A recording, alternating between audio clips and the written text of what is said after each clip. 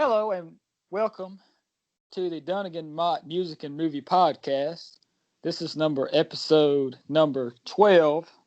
I have on my notes written, I think, but I just confirmed that with my partner Devin Dunnigan here. How you doing today, brother?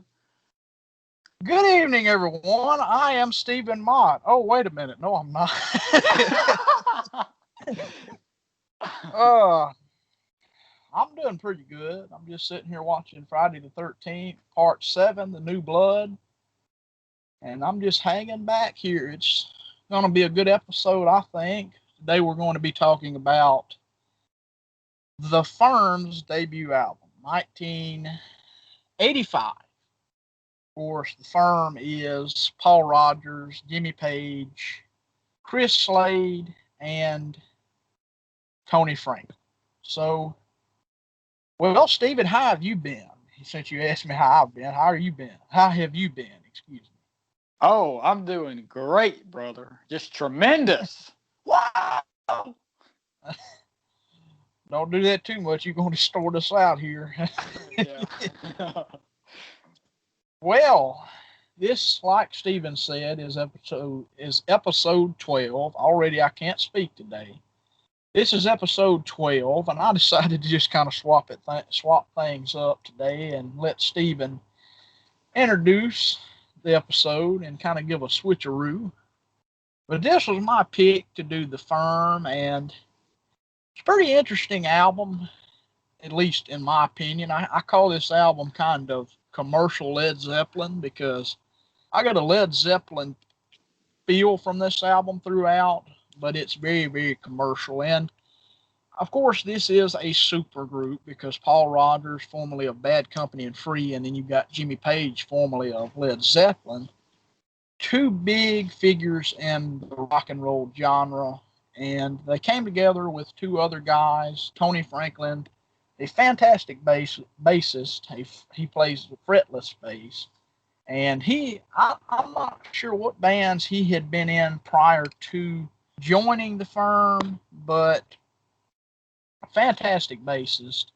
And you have Chris Slade, who I do know he went on to join AC/DC for the Razor's Edge, and then he came back later for the Rock or Bust tour. But he's a great drummer. I think he has that kind of similar John Bonham feel in a way.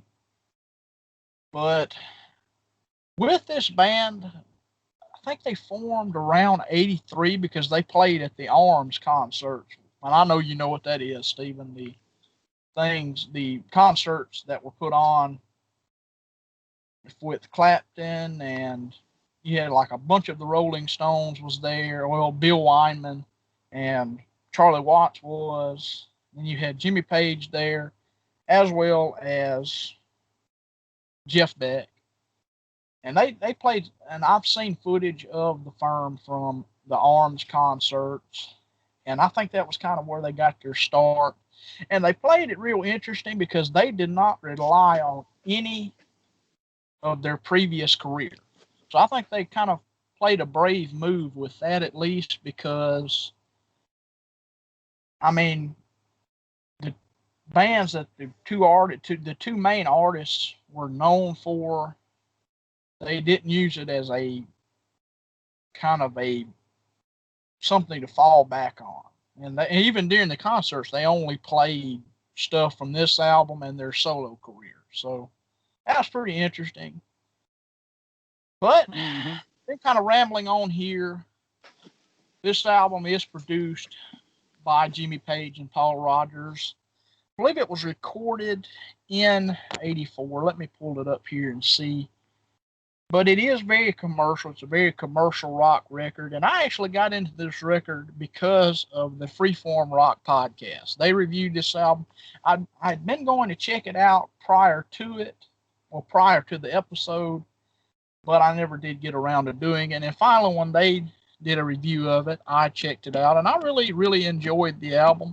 And I've heard the second album too, and I'll get into that toward the end.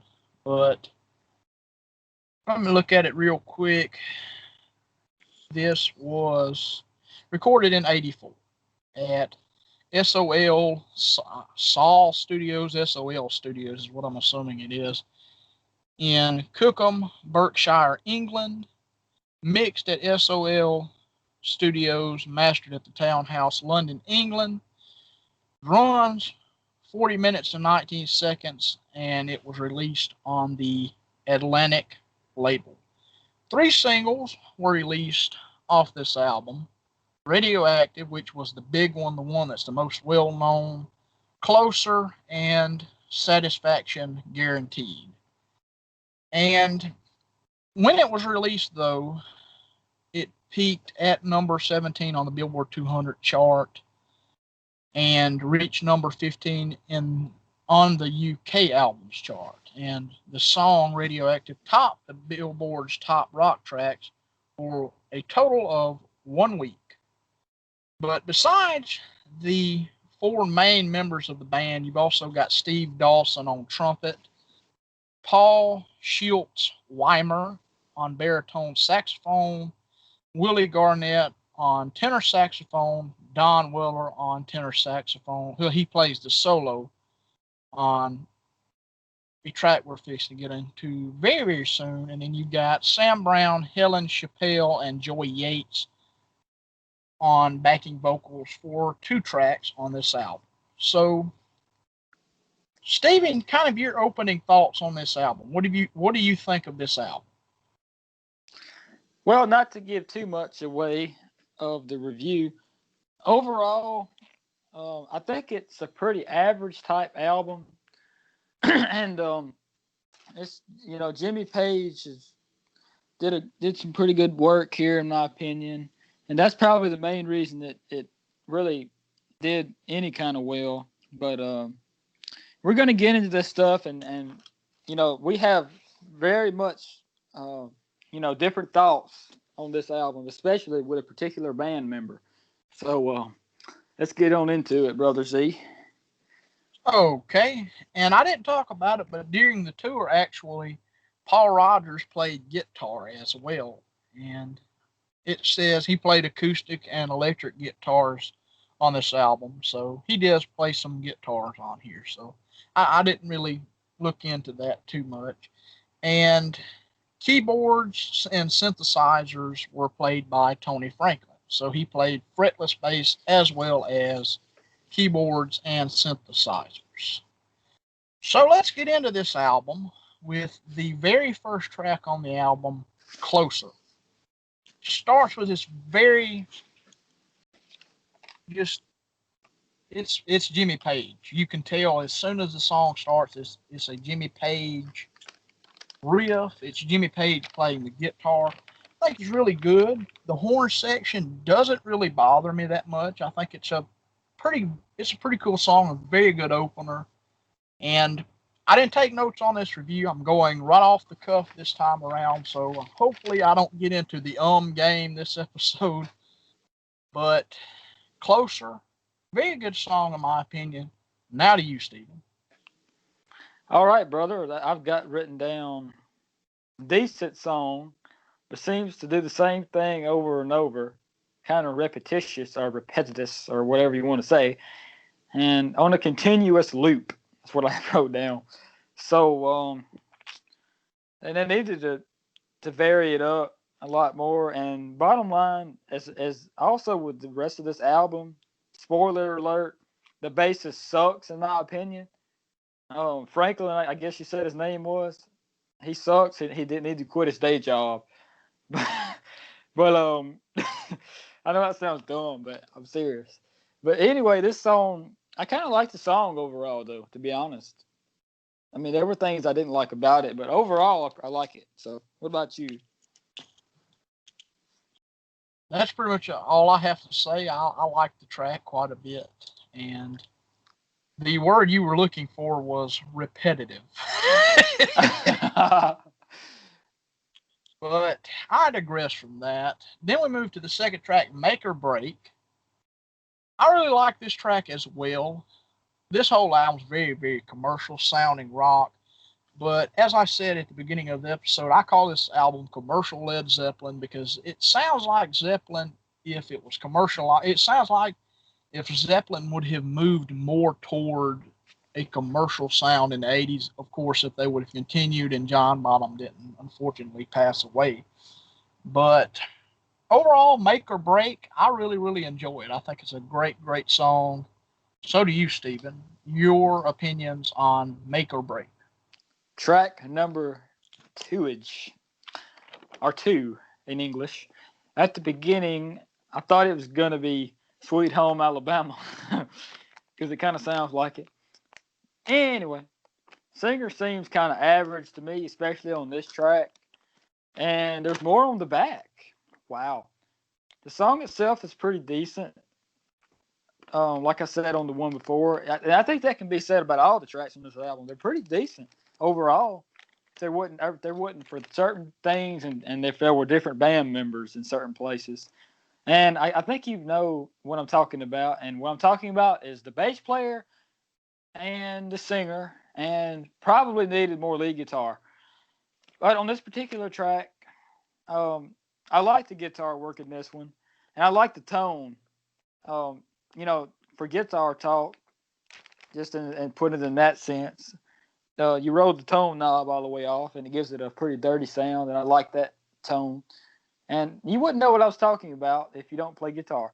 But just a little tidbit from that. I like the solo, or not really the solo, but the whole little, throughout the second half part of the song, the lead stuff, the lead guitar part. But pretty decent song all together. So back to you. All righty. Then we move to track number 3. And I just have one quick question. You take individual notes on individual paper for every song? No. Oh, okay. I thought you took a page and pretty much wrote the song and then took notes and then just swapped pages around. I wouldn't have that much to say about it, probably. I could if I wanted to. Well, I know you say sometimes there's more on the back, so that's the reason I'm asking. I'll explain it to you later. Okay. Well, we move to track number 3, Someone to Love. Probably my favorite track on the album. Really, really good song. Another one I could see that's very kind of Zeppelin-esque.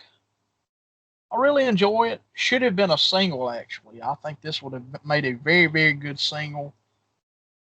Tony Franklin kills it on bass on this particular song.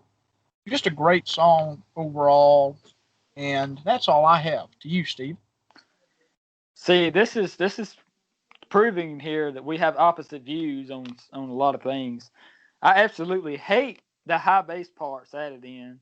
Sounds stupid, and everything else about the song is iffy. Which, in other words, is pretty average. The song itself and everything about the song is just pretty average. The players and everything else, singer, vocal tracks, and the whole entire thing sucks.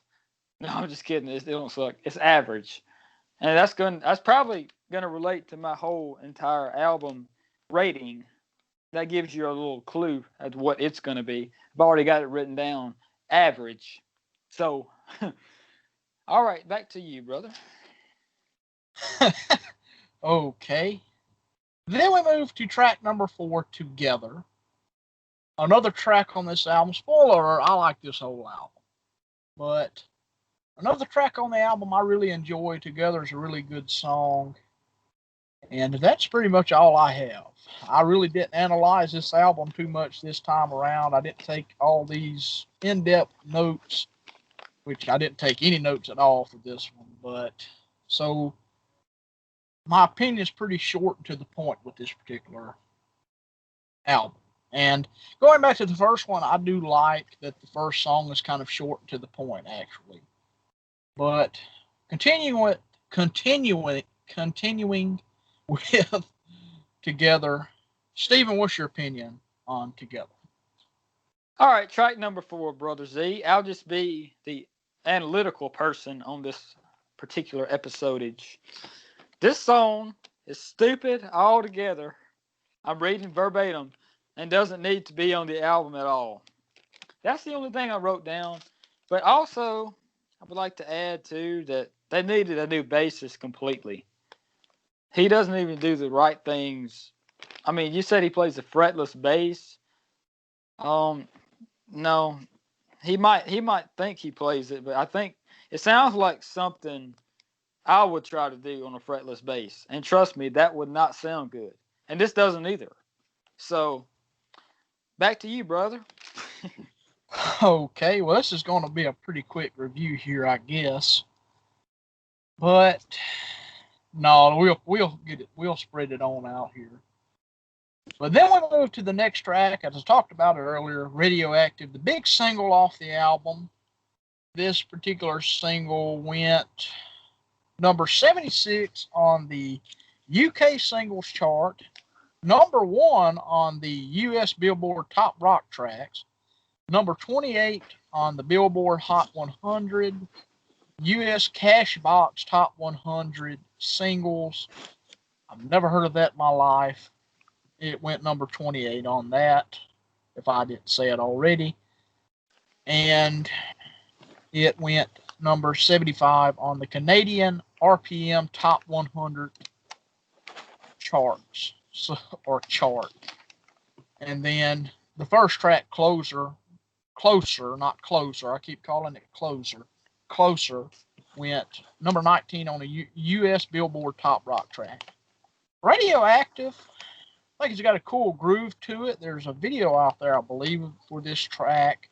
This was the big single on the album, the one that everyone, if you say The Firm, this is the track everyone goes to. The first single released off the album.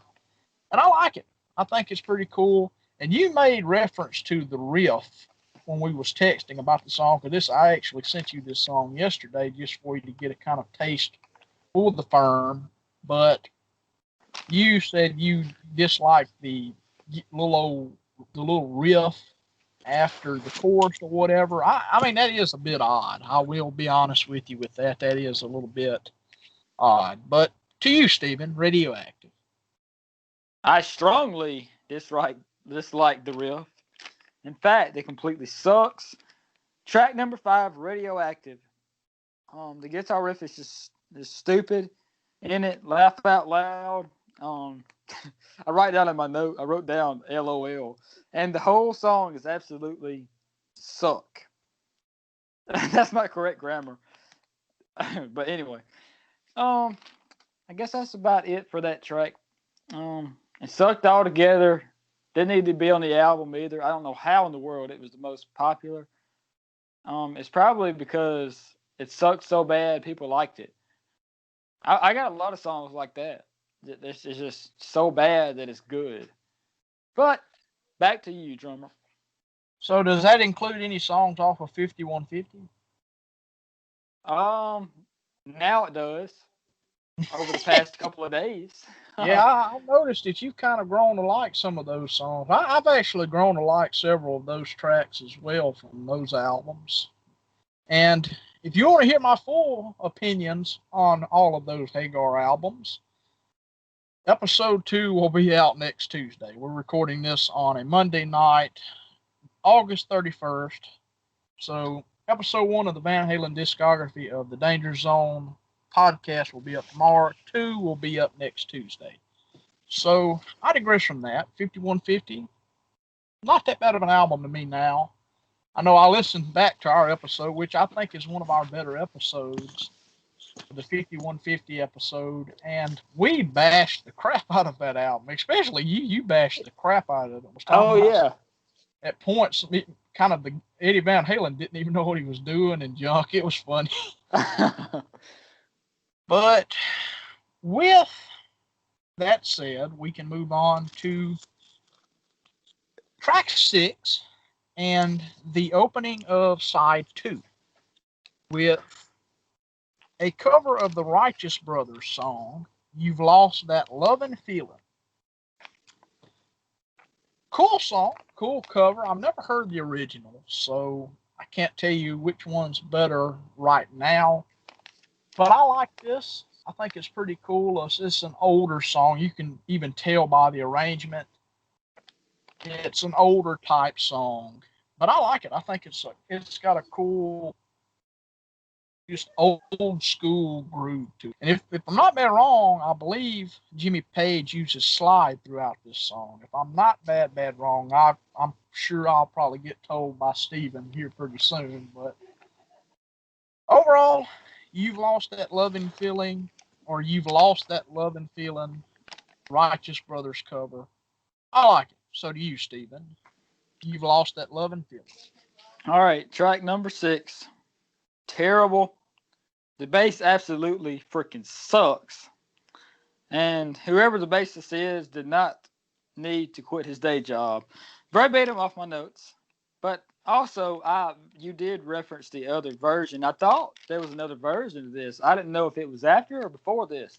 But I've heard the version a lot on 100.7 on the Jet on the radio, classic rock radio. But also this one, I don't like it. It's just they it's like they stayed on the same chord during the chorus and stuff, and it just sounds terrible. It's the only thing that they try to make it like bass heavy. When I say bass heavy, I mean the actual bass guitar. The only thing that's playing in it mainly, and it just didn't work out. It's like it just sounds stupid. It's like the bass being the main guitar. I mean, the lead guitarist or something. That's what this whole album sounds like. Is the bass player trying to be the lead guitarist? Now that I think about it, I just made a revelation. That's why it didn't turn out bad. I mean, it didn't turn out good because he tried to do too much. If he would have just did like a normal bass player does, it would have been fine. But other than that, I mean, it's a terrible cover. If you listen to the original by, what'd you say, the Righteous Brothers? Yeah. I didn't know who it was by. I've just heard it a lot. And I recognized it, the title and everything. And when I heard it, I was like, good grief. Because honestly, I thought this would have been the original version, and they remade it. I don't know why, but part of me was like, well, I bet you that somebody else took and did something better with it, with that. But I guess not. They took and digressed. This sucks. But I guess after my rant, back to you, brother. And it says here that it was released originally back in 1964. So there you go. So it was way before that. Well, 21 years before this. So, and well, it was recorded in 84, so 20 years prior. And what about, was there any slide work on this particular track? I didn't really write it down or anything about it. I could listen to it again and tell you. Okay. There's one track on here I like the slide work, and right now I cannot remember for the life of me which one. I only listened to it one time through, literally. So. Okay. Well, then we move to track number 7. I'm looking at the sides here, and I was almost said it's track 2, but it's track 7. Money Can't Buy, a very cool bluesy number, very kind of bluesy. It's very Paul Rodgers-esque. Really good song, and that's pretty much all I have to say about it. Really, really good song, more kind of a bluesy number on the album. So, what's your thoughts on Money Can't Buy, Steven? To tell you the truth, blues did not come to mind with this one. I don't know why, but the bass, this is a very common thing with me. The bass sounds stupid, but I'm just reading verbatim my notes. They need to fire their bassist, and the song has absolutely no content at all. That's verbatim my notes, and that pretty much sums it up for not the whole album, but the last couple of tracks on this album didn't have a whole lot of content, and I could tell they were at the end of their reach, or whatever you want to say for that. They really needed to take a different direction. What about the last? I'll venture to say 5 tracks. The second half of this, well, not half, but from 5 on, they needed to take a whole different direction with it. The first 4 were pretty dang good, and then they started doing something else with it, and I don't know what they were doing, but they didn't need to do it. Let's just put it that way. So I guess that's about all for me, brother. I just didn't like this one at all. It just sucked. So how about you? Back to you. Alrighty. Well, then we move to track number 8, Satisfaction Guaranteed. Another one. This was the third single, Radioactive being the first, Closer the second, and this one being the final single. I like Satisfaction Guaranteed. That's all I've got.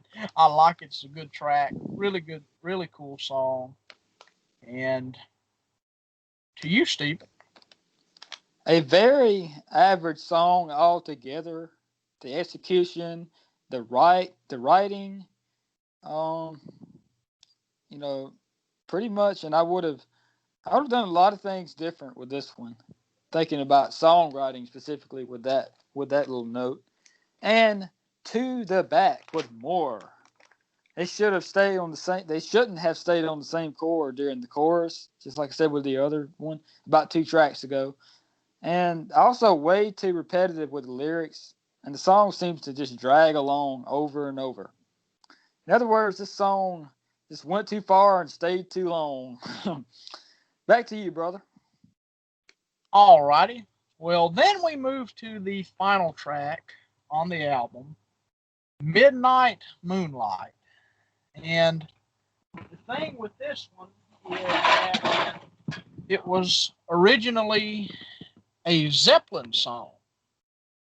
It was originally a Zeppelin song. You probably just heard an awful commotion, but I moved something and everything fell off. So pardon me, or sorry to the listeners who just heard that, because I don't know how much it picked up through this recording here, but it was loud on my end. Did you hear anything, Stephen? Yes, it was terrible. I'm just kidding. So let me just start over here. Midnight Moonlight. This was based. Now you probably just heard the dog. Yep. This was based. You didn't? I did. Oh, you did. Okay. This was based on a unreleased song from Zed Zeppelin. Led Zeppelin. Yep. This was based on a previously unreleased song by Led Zeppelin called Swan Song from the Physical Graffiti Sessions, and brings an epic close to the album, in my opinion. It's 9 minutes and 13 track. 9 minutes and 13 track. That's amazing. 9 minutes and 13 seconds long. People, I can't talk today. I'm sorry. But that brings an end to this album. I think it's a very, very good song. And pretty much this is actually a song to where people kind of viewed Jimmy Page as kind of coming to an end of his creativity musically, and I disagree. I think it's good either way. And I'm trying to see. This was not on Coda. I thought it was on Coda for some reason. But overall, Midnight Moonlight is a very, very cool song, and I'm assuming my dog thinks so too. And watching here, and Tina just ripped Jason's mask off, so Jason thinks so as well. So to you, Stephen. All right, brother Z. Final track, I believe. Yeah, number 9. I'm guessing. All right. The bass sucks. Wow, that's not something I've said before at all. The bassist absolutely just sucks on this entire album.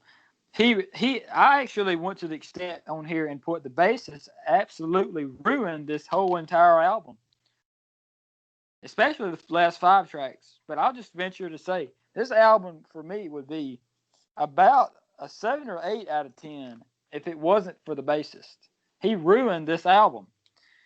I mean, he just tainted it. He just sucks that bad. And just golly, this song is just stupid for Midnight Moonlight altogether. This particular one, rather, it goes nowhere, and it's mentally retarded.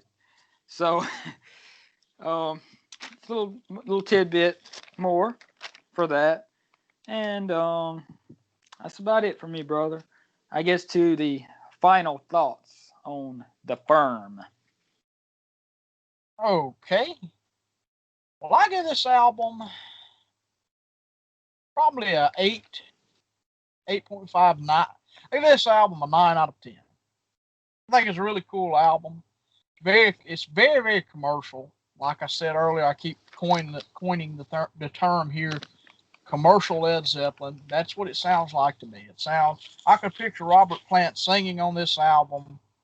It just, to me, it's very commercial. I think it was a brave move that when they went on tour, they didn't perform any Zeppelin songs. It has been said, though, that they performed parts of Kashmir and another song during at least one performance of Midnight Moonlight. But I think it's a good album. And I said I would talk about the second album. Pretty much from the start, this was going to be short-lived. They were going to do 2 albums, 2 tours, and pretty much done. And the second album, Mean Business, which it meant 2 different things. It meant they were serious about their work, and crap, now I'm thinking about it, I can't remember what the other freaking meaning of it was. But regardless, while I'm looking that up here, Mean Business is a really good album as well. Cadillac, that's the one that I know the most off that album. A great, great song on that album. And it says here, has a double meaning. The music business is a hard one, and the band was serious about its music. So The Firm means business. But the first album did pretty well, other than, like I said, the critics kind of saw that Midnight Moonlight was a rehash of an old Zeppelin song that was unreleased, and the critics said, well, Jimmy Page has done lost it. I disagree. I think they just took something and tried to just use it and put it out there. And it's kind of semi part of the Zeppelin discography, I guess. But overall, I really enjoy it. I'll talk about the certifications real quick, and then I give it to you for your final thoughts. And in the UK, in the magazine Kerrang, it ranked number 20 in the albums of 1985 and 1985, of course. It ranked number 20. And just a quick rundown of the charts. It went number 15 in the UK albums chart, number 21 on the Swedish albums chart, Canadian RPM Top 100 chart, it went 16, US Billboard 200, it went 17, and the Dutch albums chart, it went number 51. And it was, only certified gold in the United States and Canada. I figured this would have went platinum, but it says it went gold, so that's pretty interesting. So that's my final thoughts. I feel like I'm forgetting something, but if I remember it by the end of the episode, I'll come in and just add a little tidbit to it. So, Stephen, what's your final thoughts? Really, I ain't even got to ask you because I already know you said half the album was good, half the album sucked. But, Stephen, what's your final thoughts on The Firm's debut album? Well, 5 out of 10 rating. I kind of hinted at it earlier, and half and half. Yeah, that's pretty much it. Pretty simple, actually, but like I said though, the first half of the album was good. It's like they were on a good track, but then the last half they started. It's like they didn't have as much. It's like they had it planned the first 5, and then the rest they didn't know what to do with, and they should have just tried to stay on the same track as the first 5. But then the next 4 is pretty much just. Sorry for that interruption, but my sister came in my room. Anyway, so the second half of the album, well, not the second half, but the next 4 is just kind of seems random and just retarded, in my opinion. Should not have been on there. I think they should have released it. I think they should have just said 5 songs on this album, and then just release some live stuff. To be honest, like some live from the former Jimmy Page stuff. That would have been cool. I know that sounds like a stupid idea, but anyway, 5 out of 10 rating for it, and I think it had a very, very even production. What I mean by that is just kind of all the instruments pretty much panned out pretty nicely. I like that, and they need a new singer and a bassist for sure. I don't like either one of those too much. Pretty average. The singer and the bassist absolutely sucked.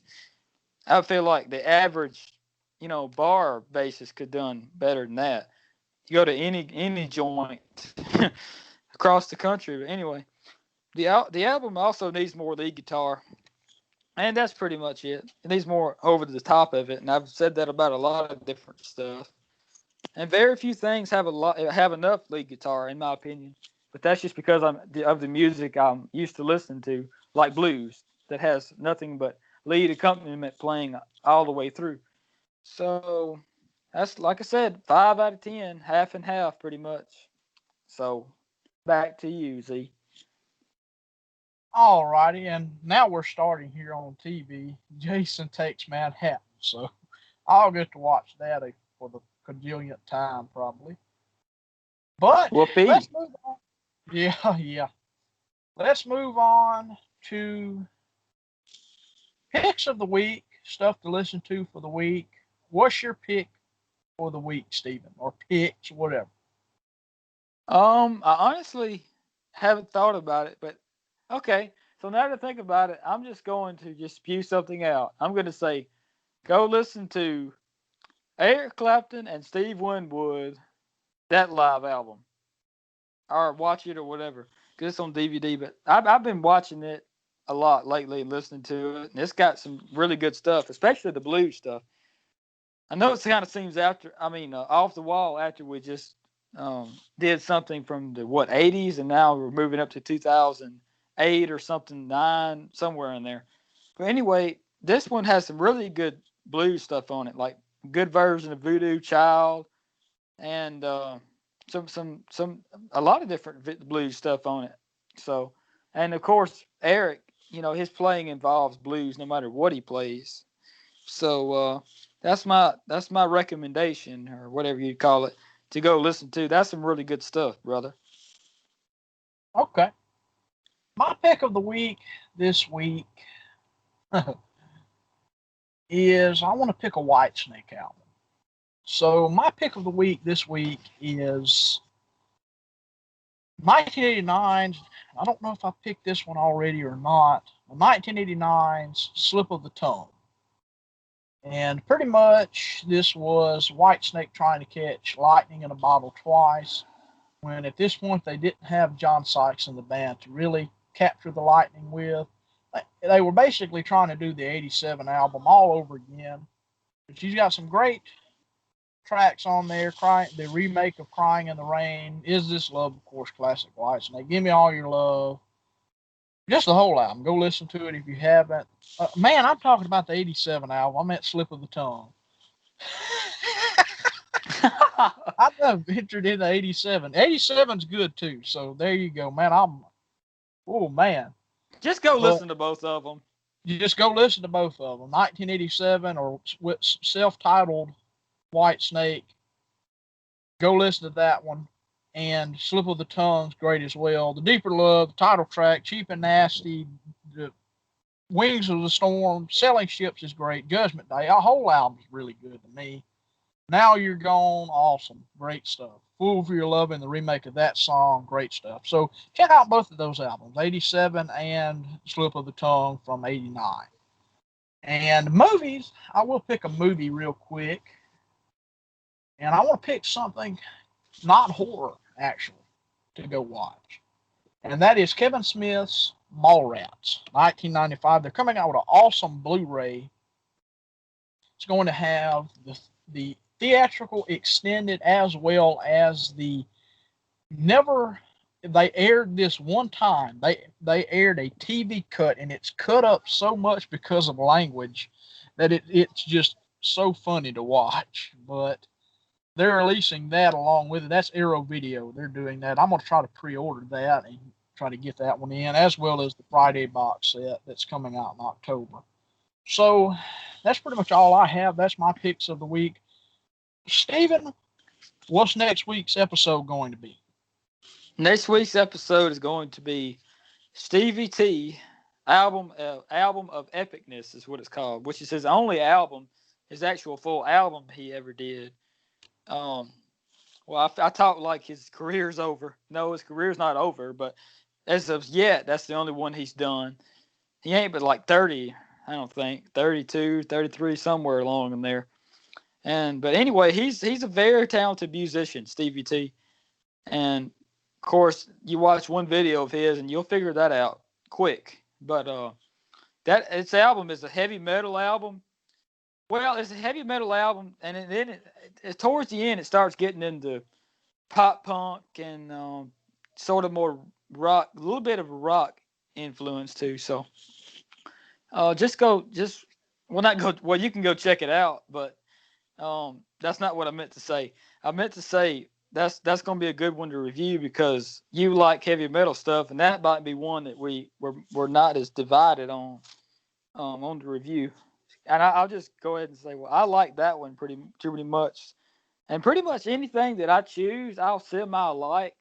But then again, something like the Stevie Ray Vaughan album I chose last week, "The Sky Is Crying," or the last episode anyway. It wasn't last week. Well, yeah, it was.